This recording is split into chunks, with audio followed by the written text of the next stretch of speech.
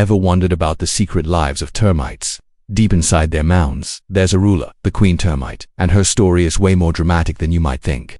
We often imagine her as a revered monarch, but the truth is, her reign can end in a brutal takeover.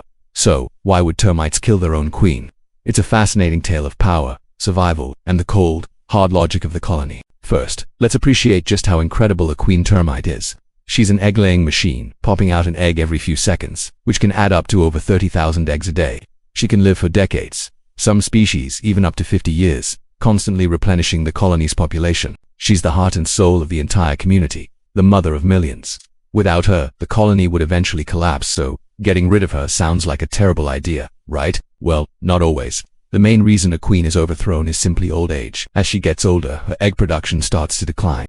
For a colony that's all about growth and efficiency, a drop in numbers is a serious problem. The worker termites, who are her own children, can sense this decline.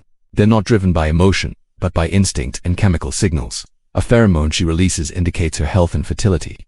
When that signal weakens, it's a red flag for the entire colony. This is where things get interesting.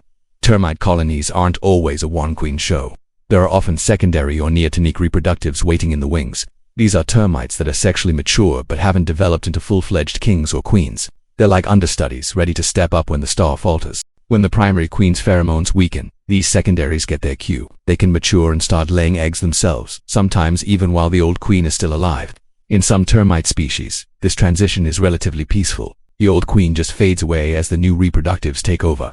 But in others, it's a full-on regicide. The workers themselves might turn on their mother. They can stop feeding her, wall her off in a chamber, or even directly attack and cannibalize her.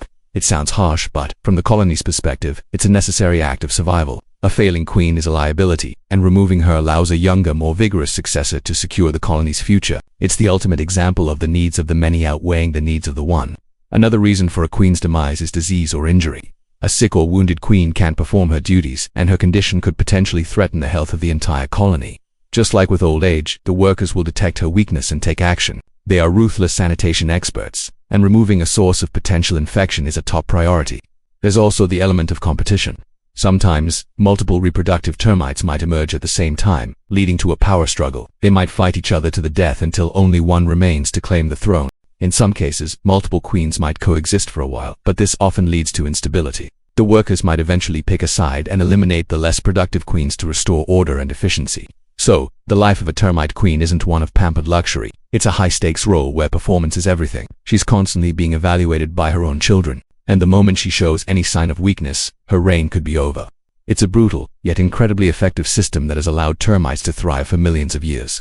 The colony is a superorganism, and every individual, even the queen, is ultimately disposable for the greater good. It really makes you look at that little mound of dirt in a whole new way, doesn't it? The drama happening inside is worthy of a medieval epic. Thanks for watching, and if you found this dive into the termite world fascinating, be sure to hit that like button and subscribe for more amazing stories from the natural world. See you next time.